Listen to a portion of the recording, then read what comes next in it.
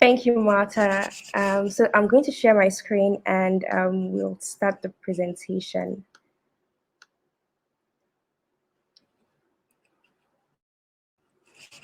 Okay, so welcome to this session in Microbit Live. And today I'll be talking about how to integrate the microbits into your STEM lessons.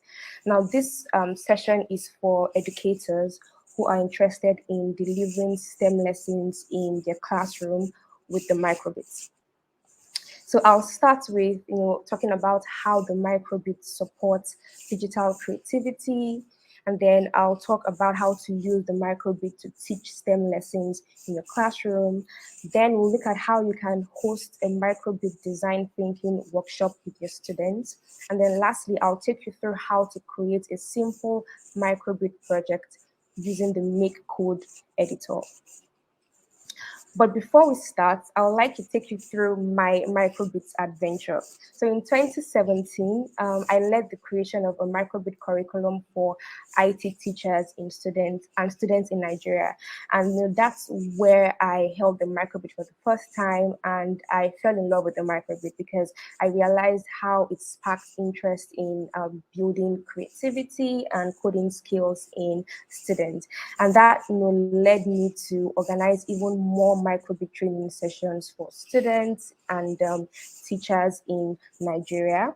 And then as a microbit champion this year, I organized an educators training for 80 STEM educators in Nigeria via Telegram.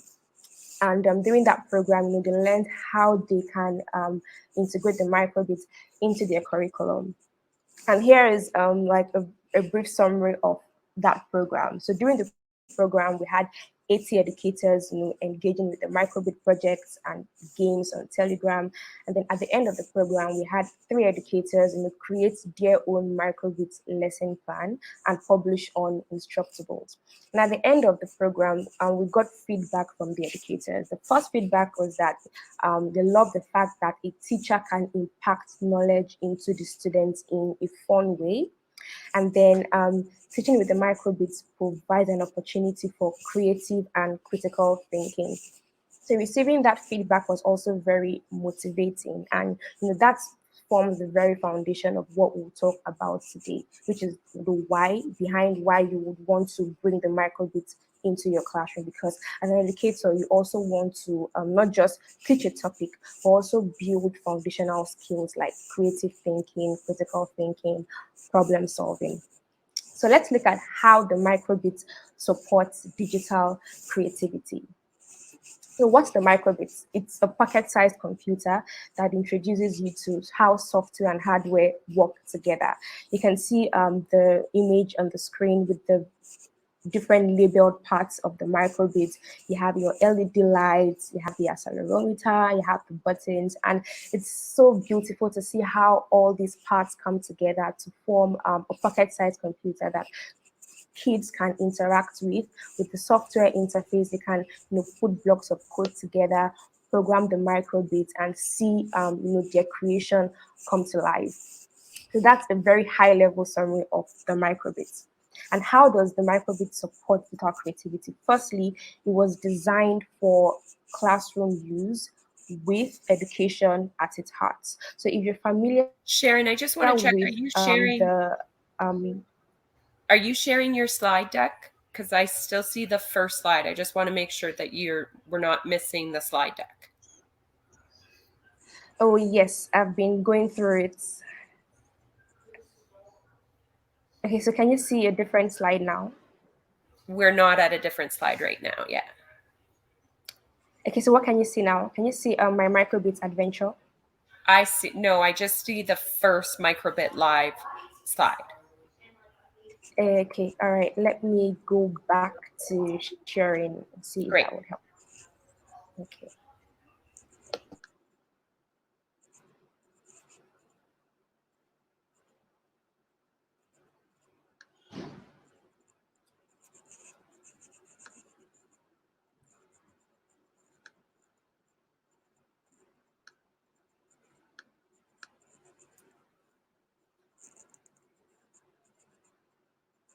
Okay, so what do you see now?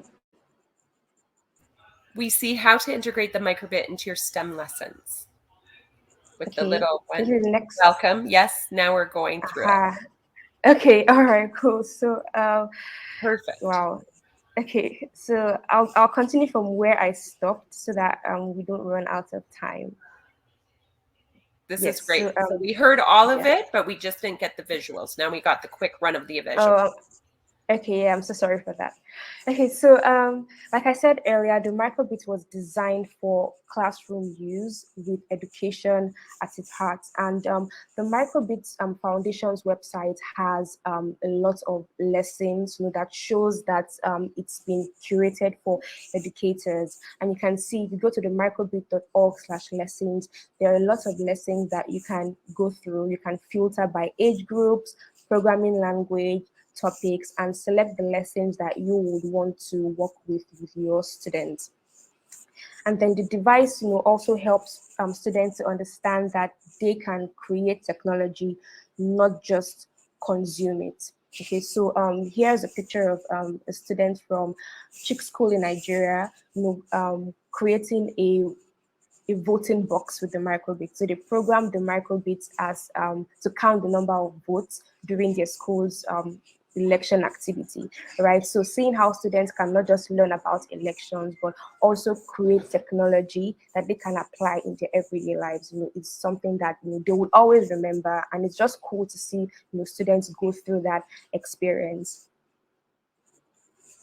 And then students can also develop an idea and then build upon that idea. So I'll give you an example of one of my experiences. So I was having a microbit session with primary school students. So here's a young boy showing a shape that he programmed the microbit to display. So the activity involved programming the microbit to display shapes, right? So they displayed circle, triangle, square, and at some point we ran out of shapes, right? So this young boy decided to combine two shapes, the triangle and the square, and that makes a polygon. So that was just cool to see how we did not have to learn about polygons explicitly, but having a student think about combining two different shapes so that they can form more shapes and have them displayed on the microbit. So that's an example of how students can build creativity and problem solving skills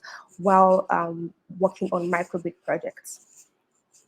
And then they can also explore these skills that they are building by taking their projects further, asking questions like, what else can my project do?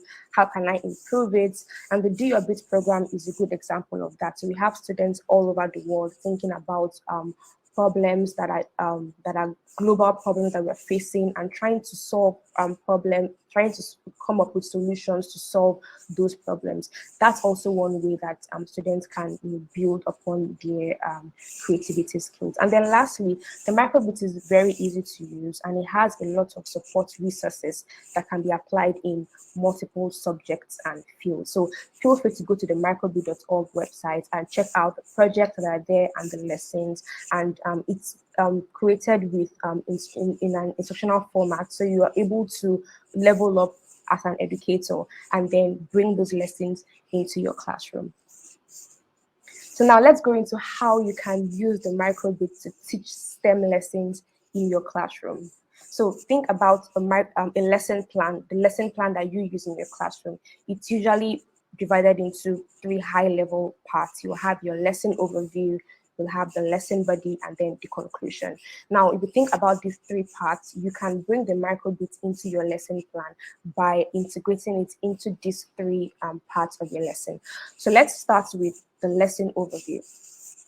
In your lesson overview, you will typically have the topic, you have your objectives, maybe materials that you will need to deliver that lesson in the classroom. Now, what you can do is ask the question, what's the lesson topic?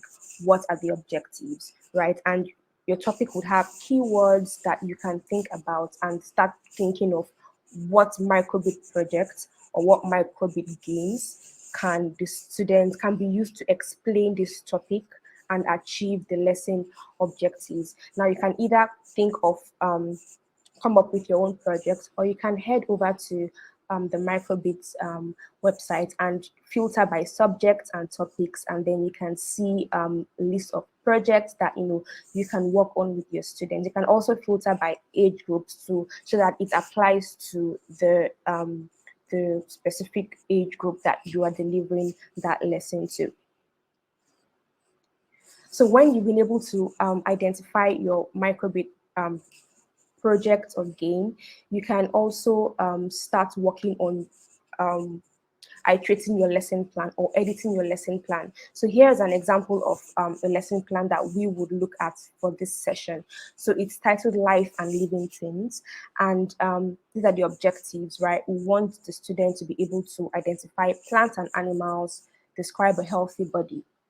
Now, when you've identified projects or microbit games that you would want to use to help students identify plants and animals or describe a healthy body, you can add that to your lesson objectives. So when you do that, what you would have is identify plants and animals by programming the microbit to count the number of plants and animals in a picture. What that means is the project that you and the students will work on is programming the microbit as a counter, and that's one of the projects you'll find on the Microbit website. And then you also have describe a healthy body by programming the microbit as a thermometer. That's another project that you can find on the website. So when you identify those projects, you can bring that into your lesson objectives, and that helps you to start seeing how you can curate the experience for the students and they're able to go through the lesson. So when you're done with your overview, then you move to the lesson body. Now, the first question you ask is, what do you want students to know or do about that topic by the end of the lesson, right? So now that you have your microbit project again, you would need to explain that to the students in a way that they understand how it fits into the lesson that they will be going through. So let's look at the body of this lesson plan.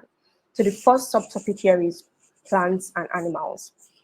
And then you typically go through the lesson with your students, and at the end of that topic, you want them to do something to show that they understand the lesson. So this is where you bring in your microbit game or project, right? And then the next question is, how can students know or do what you've identified with the microbits while having fun? So you would want them to code or program the microbits. So here's what you can do in this case. So now we want to use the microbits to identify plants and animals. So you have a photo grid here that shows picture of plants and animals, and you can say use the blocks editor to program the microbit to count the number of plants you can see in the image below. So the students are not just learning how to identify plants, but they're also learning how to program the microbit as a counter. And you can see what the code looks like using the blocks editor. Simple blocks of code, drag and drop, and you have your microbit showing that there are four plants in this grid. So it means that by the end of this project, all students should have the number 4 showing on their microbits. And students going through this experience will feel really excited about not just being able to identify plants, but also being able to bring that to life through their microbits. And then we move to the lesson conclusion. Before I do that, let me give you another example of how you can bring in the microbit project into your lesson, but into the body of your lesson. So another subtopic is a healthy body, right? And in this case, we want the students to describe what a healthy body looks like. So the question is, can you feel your environment? And you want them to use the blocks editor to program the microbit to check the temperature of the classroom. All right, and if it's less than 27 degrees, show a smiley face. But if it's more than that, show a sad face, right? So you have the students programming the microbit and then checking what the current temperature of the room is. That also helps them to know more about their sense of touch, what the temperature is, how to measure that. So you're basically going even beyond what you have in your lesson, but in a very practical way. Now, to the lesson conclusion, the next question you ask is, what do you want students to remember? Now, this is this forms the reflection part of your lesson. And it's really important for you to reflect with students at the end of the lesson, because that also helps with helping with reinforcement, checking that they understand what they have just gone through. Now, how can you use the microbits in your reflection exercise? So in reflection, you would have a list of questions that you want the students to reflect on and tell you what they think about it. To make that exercise even more fun, you can have the students program the microbit as a stopwatch. So when you press button A, the stopwatch starts, and you can have each student, answer the questions and take turns in saying how long it takes for each of them to answer a question. Now that can be fun, and hopefully you don't have a rowdy class during the session, but I think it will be cool to have students program the microbit as a stopwatch and use that in their reflection exercise. And then the next question is, how do you want the students to, remember what they've learned? So like I said earlier, you've identified your game already that you want them to use during the reflection exercise. And, you have your students going through the questions and having fun with their stopwatch microbits. So still on the conclusion, the next question is, what else do you want students to discover or learn on their own in relation to the topic? So this is where your assessment comes in. So if you have to give them homework for them to go home and do that, you can also come up with a microbit project that they can work on. So for your assessment, right, you can have the students program the microbit as a night light. So as for seeing, right, you want to improve safety for people or animals in the dark. So program the microbit as a night light. So when you shake it, all the LEDs come on. Very simple project, and you can have the students go home and work on that. So that shows this shows how you can bring in microbit project again into the different parts of your lesson, from the overview to the lesson body and then to the conclusion. Now, the last question, which is a nice to have in delivering your lessons, is asking the question, what problem related to the lesson do you want the students to solve using the microbits? So this is where a design thinking workshop comes in, because now this is involves the students working on a real life problem that they are experiencing, right? Because they have to be the users in this case. That's the whole point of design thinking. So you want them to build a solution using technology to solve that problem. And it can form maybe a capstone project or the practical aspects of your lesson that the whole class will work on together. So that takes us to the next part of this presentation, which is how to host a microbit design thinking workshop. So these are the steps in design thinking. From you start with empathize, discover, ideate, create, show, and test. So I'll be walking you through these steps using an example from the last design thinking workshop I organized for students of Chick School in Nigeria. And I'll be taking you through the problem we solved, how we solved the problem, and what the outcome was. So on empathize, the first step is identify and communicate the problem to be solved with the students, right? So the problem that we had to solve was that students were not doing their chores at home. So we had parents complain that students don't do their chores and they would like them to start doing their chores. So it was a very funny problem, but I mean, what other problem can students relate to, right? So we all came together as a class and chose this problem. And then the next step is identify who we are designing for. So it's for the student. So they all agreed that this is a problem that they want to solve for themselves. And then the next step was to identify what the user's needs and pain points are. So this involves everybody in the class. So they all took turns talking about their needs, which is listing out the chores that they have to work on at home. So we had chores like clean my room, make my bed, do your laundry, do the dishes. And then the pain points involved what are those things that prevents them from doing their chores. So they all listed out some of them. So mentioned being tired, sleepy, playing games, waking up late, feeling sad, or having homework, or just forgetting to do their chores. Right, so they listed all these things out, and that helped them to empathize, to understand themselves even more, relate more with the problem, and begin to and get ready, for the next step, which is discover. So at this point, we had to define, what we want to build, right? And so they thought about the pain points they were going through, right? Feeling tired, sleepy, playing games. And they said that, if doing chores was fun, even if I'm tired, I would want to do it. Or if I'm playing game because it's fun, I wouldn't want to leave my games to go do my chores. But if doing chores was fun, I would, want to still do it. So that's what they defined as what they wanted to build. They wanted to design technology that would make house chores fun, so that they can bypass the pain points that they go through and be able to do their chores at home. Then the next step, ideate, a very important stage. At this stage, you want to ensure that the whole class is also still being involved, right? So have each student come up with an idea on how they can use the microbit to solve the problem for the user, and work on, what they have defined in the discovery stage. So we had each student list out an idea, and then we did some mind mapping, and then we came up with this top 3 ideas. So the first is a chore alarm. So having an alarm to remind them of when to do their chores, and then using the microbits to entertain them while doing chores, and then a chore time tracker. And then we had the students, vote and select one of these ideas that will be solved as part of the design thinking workshop.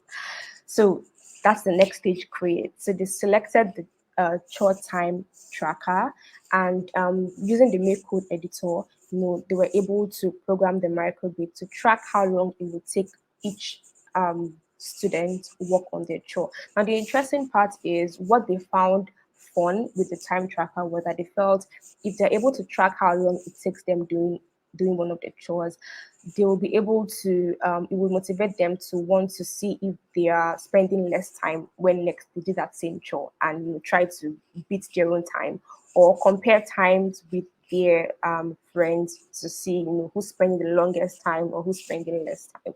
So for them that was fun, and it worked for them. They were all happy to see the microbits being able to track time.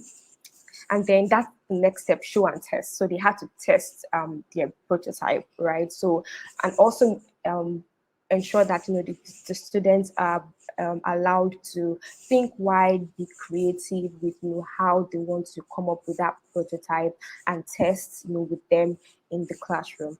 And then lastly, ask them how they can make their prototype better. That would also help you to see how they are thinking about improving what they built, and you will be surprised to see even more better ideas come up, because now they've gone through a process that has helped them with thinking critically, solving problems, and exploring their creativity.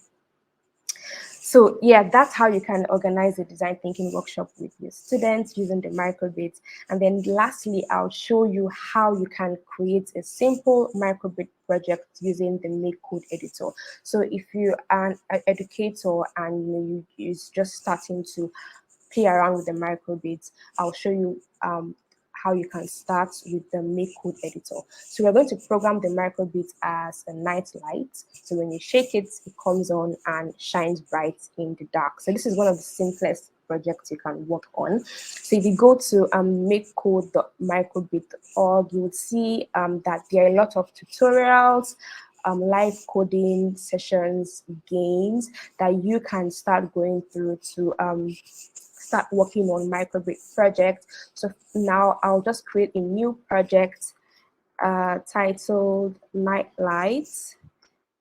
Then that takes you to the Make Code editor. So here's what the editor looks like. We have the main editor here. This is where you play around with your blocks of code, and you have the menu. You select the various options, which are the tools that you use to program the microbit.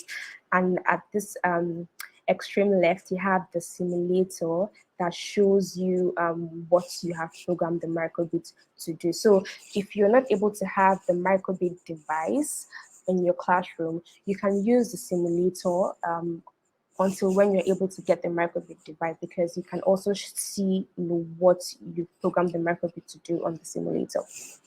So I'm just going to delete what I have here, and then I want to program the microbit to display all LEDs when I click on button A. So I'll go to input and select the button A, press block of code, and then I'll go back to the basic menu and select the show LEDs blocks. I'll click that and drag it into the button A block, and then select all LEDs so that it comes on. So when I do this, I can then go into my simulator and see what that looks like. So when I click on button A, I have all my LEDs come on, and then I can use my USB cable to download. I can download this file and then send it to my microbit. So here's my microbit here. So when I click button A, I have all my LEDs come on. So it's so cool to see, how you can program the microbit on the software and then have the students, see that come to life on the hardware device, the microbit. So this is really cool, and I've seen how students' faces lit up when they create their first microbit project, either creating an emoji with the microbits and then seeing that come to life on the microbit hardware device. So yeah, that's how you can program the microbit as a night light using the Make Code editor. So we've come to the end of this session, and I hope I've been able to walk you through how you can integrate the microbits into your curriculum, and how you can also host your own microbit design thinking workshop with your students. Thank you.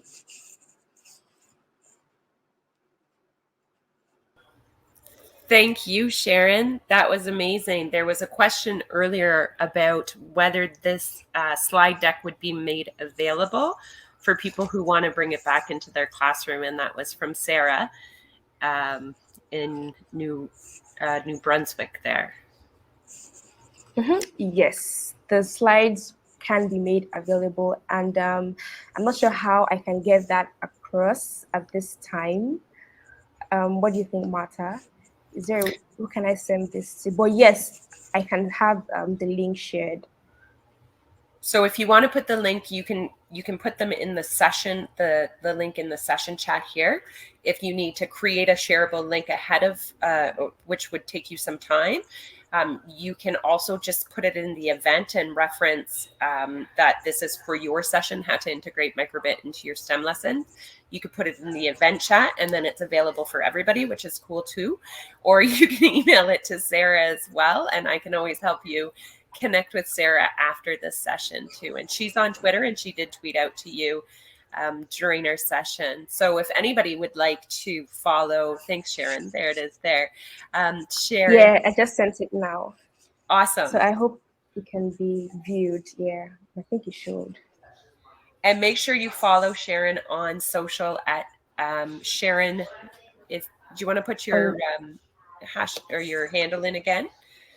Yes, I'll do that. So it's Sharon _Ikechi. Perfect. Excellent. So if there is no more questions, we will wrap up because we have a quick 5-minute break, and then we start again for our last interactive session, if you can believe it. So thanks, Sharon, for taking the time to put this together. It was an amazing session. And thank you also for being so generous in sharing your resources with us, because I know that it is classroom application that we can all take back on Monday when that comes. And somebody knew you did a good job and honked their horn for you. So that's amazing. Thank you. And thank you to the attendees. I hope that you found it as interesting as I did and helpful. And everybody head to the sessions to see what is up next in your last interactive session. And then we'll be wrapping up with the closing keynote shortly thereafter. Thank you, everybody, for an awesome session. Thanks, Sharon. Enjoy your evening, and we'll see you on social and in other places too. Yeah, thanks for having me. Bye. Bye-bye.